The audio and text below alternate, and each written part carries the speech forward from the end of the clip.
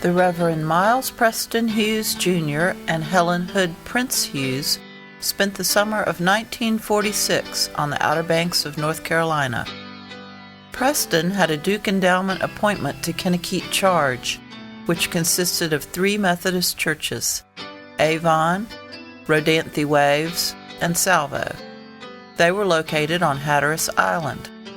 There was no bridge to the island, so the villages were reached by ferry, either across Oregon Inlet or from the mainland across the Sound. We were on an island, 30 miles at sea.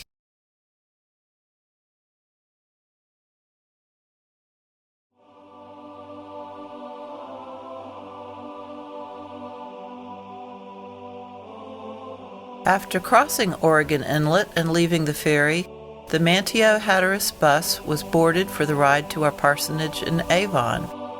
The fastest way was by the smooth, broad beach when the tide was out, the wash. The slow way was through the sand ruts inland. Whenever the bus got stuck, the passengers got out and pushed. Our first glimpse of our new town Avon was from the bus in the sand ruts.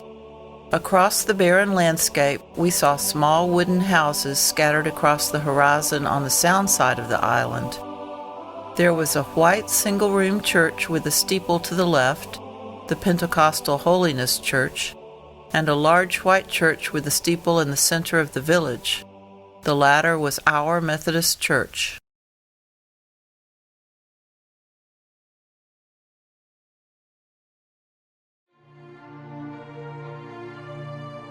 The Pentecostal church on the outskirts of Avon was pastored by 2 lady ministers. It had only been there for a few years, but was growing fast because the ministers were there year-round. The Methodist only had a preacher during the summer.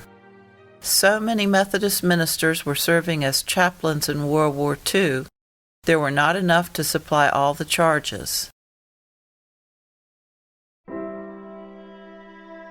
But where was our parsonage? The bus unloaded its passengers at Charlie Williams' grocery store. We greeted people standing around.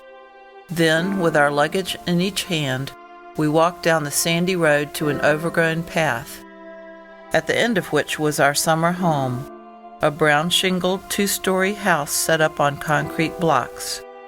Behind it was a shed, and behind the shed was an outhouse. No plumbing. At the end of the back porch was a cistern, but it was polluted with tiny green frogs. Preston would carry our water from next door. Preston was 23 years old and I was 22. In seminary at Duke and my helping in a nursery school in Durham, we felt quite mature. Looking at our picture, we seemed much younger.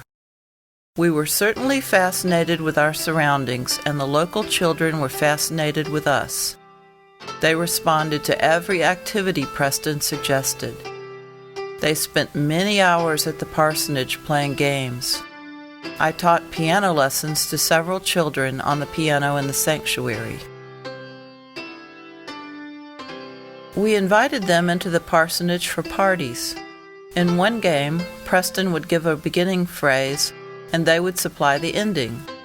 Once he said, "After the storm comes," and instead of adding, "comes the calm," they shouted, "Comes the Red Cross."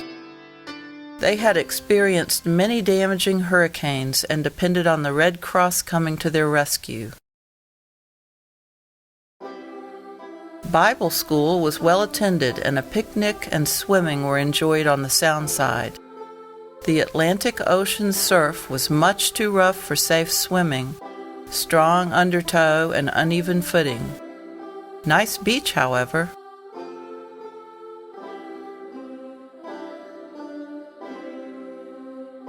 The mail truck came nearly every day.